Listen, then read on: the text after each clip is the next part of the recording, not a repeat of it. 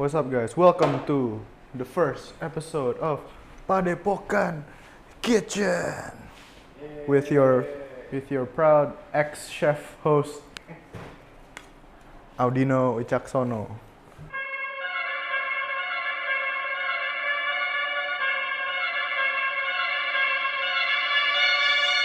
Me and my squad up in the function. We doing that dumb shit. We causing major destruction. Fuck it up, we taking over, we run shit. Ooh, yeah. We taking over, we run shit. We taking over, we run shit. Taking over, better run, bitch. First, we gotta chop some stuff. Before we do that, I gotta sharpen my I almost said sword, but my knife. So this is a sharpening steel atau pengasah pisau lah, and this is pretty useful. Because other than for sharpening your knives, if someone breaks in your house, easy. So I'm gonna sharpen that. So. See this?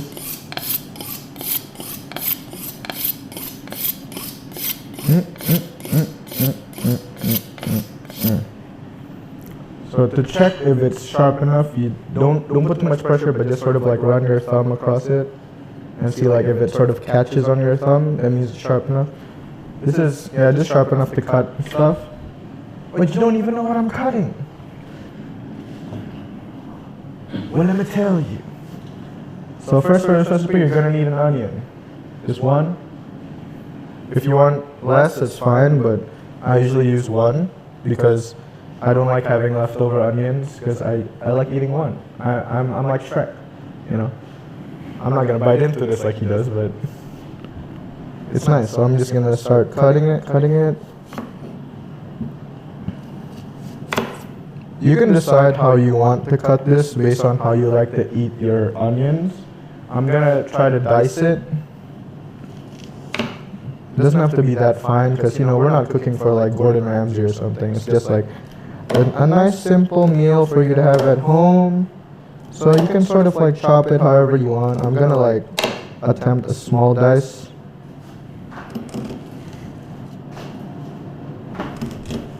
Yeah, I'm not used to cutting with like such a low surface, but it's fine, you gotta adapt to the situations.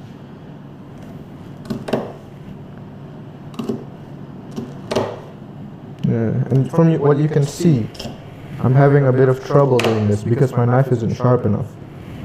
See, I'm just showing you what it would be like if your knife is not sharp enough. Because, sometimes when you have a really sharp knife, it just goes like butter, but when it's not sharp enough, there's a bit of issues there. Well, it's just the tip, the other parts are sharp enough. So I'm just going to start dicing it.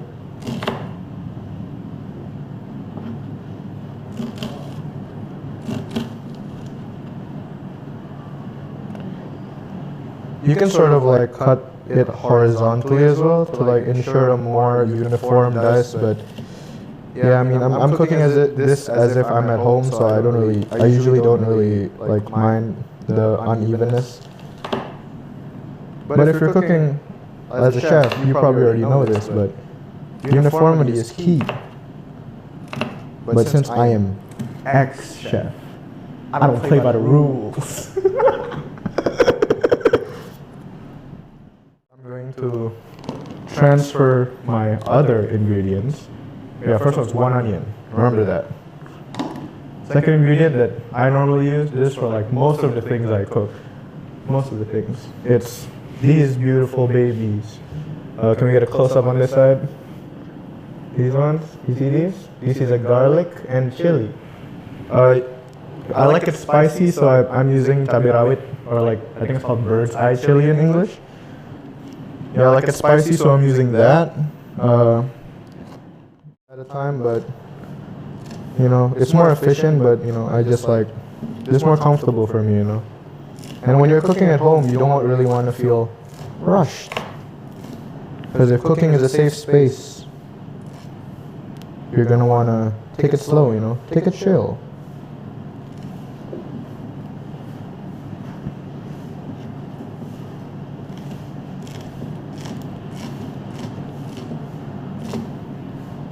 Oh yeah, I forgot to mention, this sort of like It serves about like, I don't know, like two to three people. You could make it for more, just adjust the amounts of liquid and stuff, or like the ingredients. But we're cooking for about 2 to 3. Yeah, that's right. Cleanup work, and this, I'm specifically doing this for like lazy people who don't want to have the hassle of cleaning. I learned this trick to sort of check if oil is ready. Like you splatter some salt into it, and if it starts sizzling, that means it's ready. This is not ready yet. So maybe I'm gonna turn up the heat a little bit, just a little bit. So we don't want the beefy boys here to burn. So if you hear it, can you hear the sizzle? I don't know if the clip-on catches it, but I can hear a sizzle. So I'm gonna add my beef now. Oh, there you go. Can you hear that sizzle? Can you hear it? Yeah. Woo! So I'm gonna go in with my onions.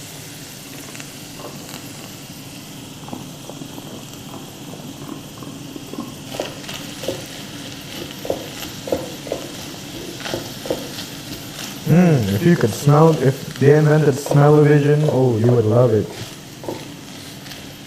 You can smell the onions right now.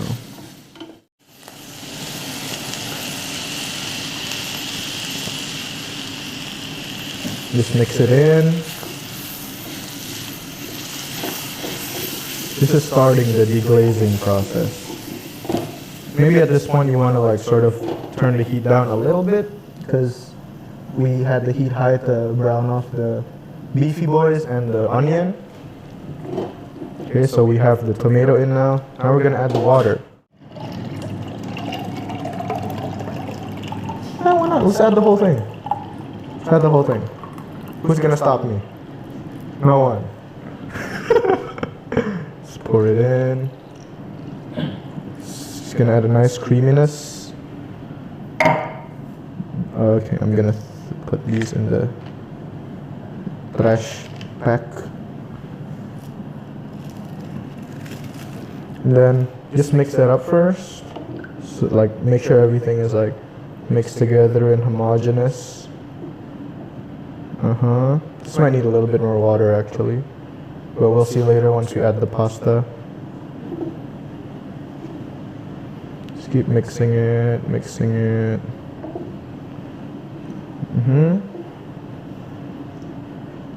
We're gonna add a secret ingredient. You're supposed to use chicken stock, but chicken stock is kind of not complicated, but it's very tedious to make. I'm just gonna add like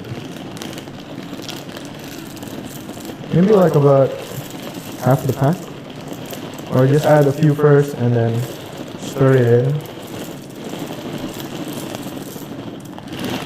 Stir it in, see how it goes. Stir it in, see how it goes.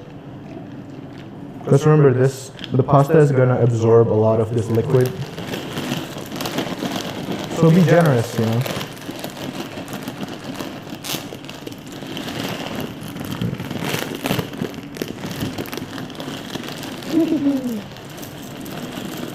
You can use any kind of pasta or any brand you want. I just prefer ones you can stir more easily, because I don't want to have to.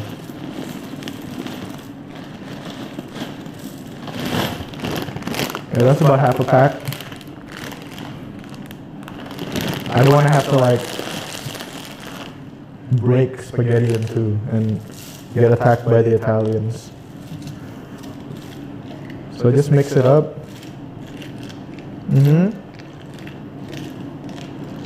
And bring it up to a boil. So first I'm gonna turn up the heat a little bit so it starts boiling.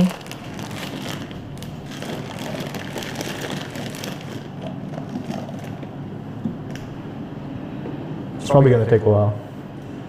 So just watch.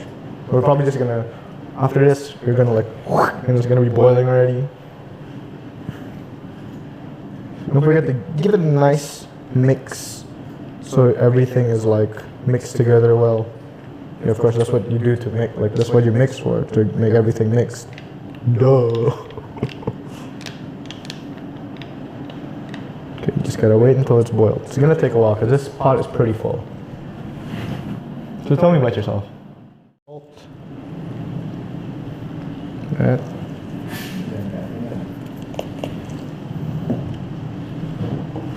It's okay, and you can, it's a lot.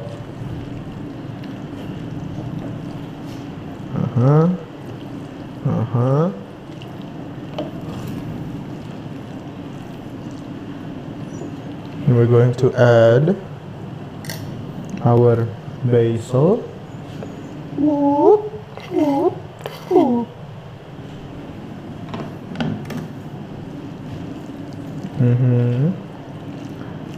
You just want to sort of mix it through so the basil sort of wilts down.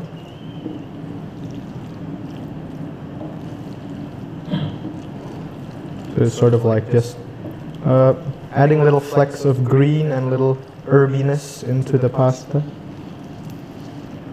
And again, if you don't like basil or herbs, you don't have to add them in. I just like it in this dish. So it adds a bit of like oomph to it. It is already pretty creamy, but I'm gonna add some butter. Just like a little bit. You don't need too much. So once you put too much, it's gonna sort of like really coat your mouth.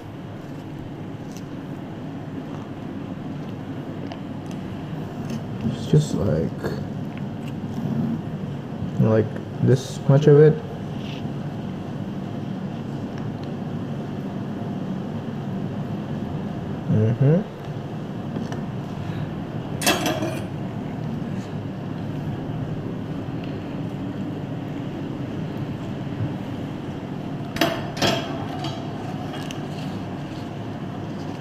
Just close up your butter, use it for another day.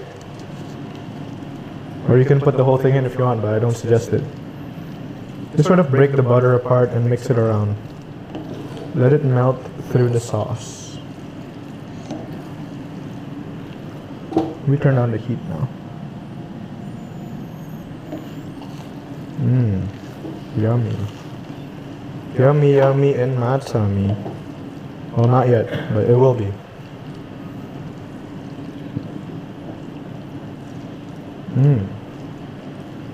Delicious.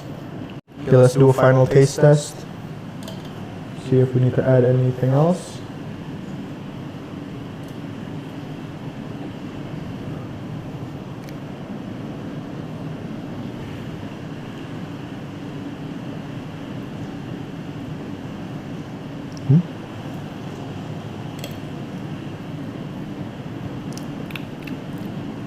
A little bit more salt, and I think we need to add some sugar to it. Just a little bit. Spicy, creamy tomato pasta with ground beef. See, it's easy, it's one pot, and if like once you're done eating this, you only have one pot to clean. See? Simple, easy. Now let's serve it up. We have 2 plates here. We're gonna have 2 people eat it. I hope I'm one of them.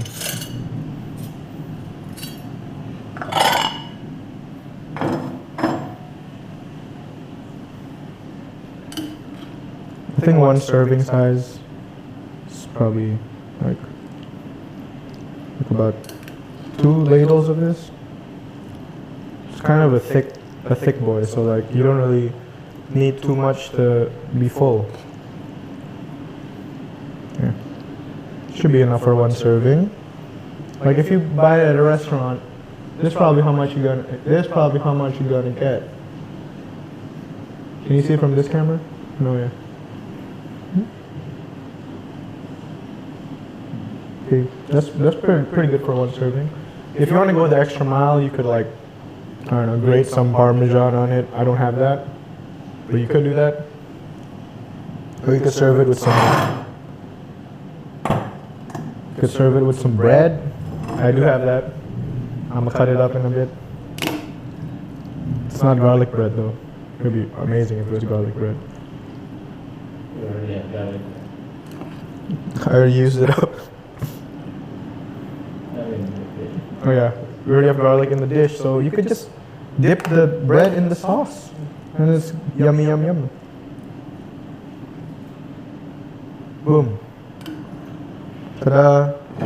2 servings of spicy, creamy tomato pasta, and there's still about 3 servings to go in the pot. So, have a good time and eat some pasta. And how much you spend? In total for the ingredients, mind you, we still have some pasta left over for another day. We still have basil left over, butter left over, but for the beef and the tomato paste, we used it up already. I had a budget of 200,000 rupiah, and I spent 166. So it's under budget, not even cutting it close. So it's pretty affordable. You could eat it. You could like even just keep this in the freezer or something for like, you could eat this for the whole week basically. That's a whole week's meal done. So yeah, Thank you. please enjoy. I'll see you next time on an episode of Padepokan Kitchen. Yeah.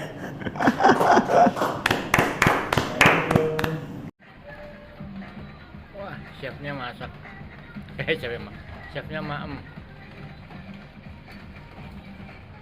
Enak nggak? Buat bapak sih enak, pas. Good.